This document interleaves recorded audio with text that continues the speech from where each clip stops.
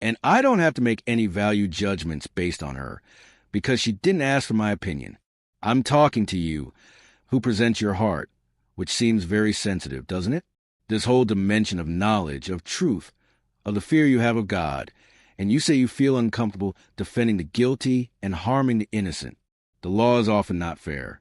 It is applied to establish justice. But it doesn't do justice. It may even settle a case, but it doesn't always manage to be fair.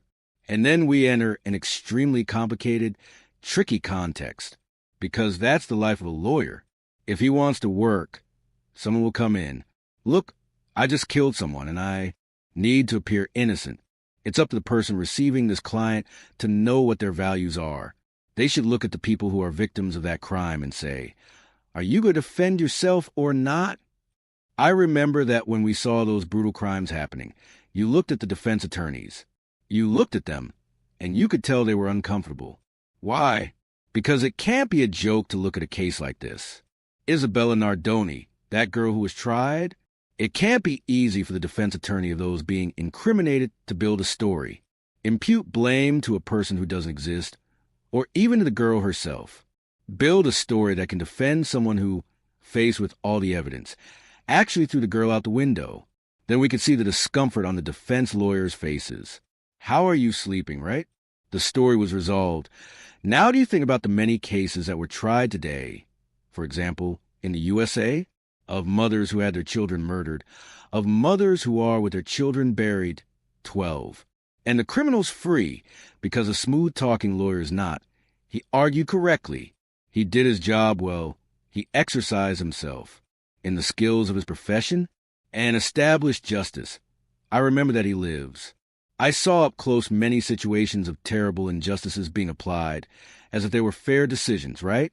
Acquitting many criminals, many people who applied as if they were fair decisions, right?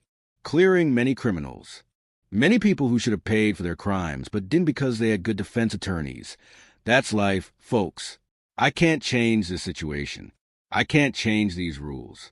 Good lawyers are there, and often they're on duty. They're defending those who have a right to be defended, but constructing a lie, right? Or a story to help mitigate the situation. I don't know. That's life. Our structures are often not Christian. And that's why I say that when God moves our hearts, He will disturb us in these matters, even our conduct. He will lead us to take different positions. So, if a Christian lawyer is serious about this rule that his profession is to do justice, he will act according to a code of ethics that will never allow him to defend someone he knows is guilty. Or will he, as a lawyer, convince them? Look, he admits his guilt, right? Taking the blame is already a way to start reducing your sentence. I don't know. Anyway, the rule, we can't change it. The world is often burdened.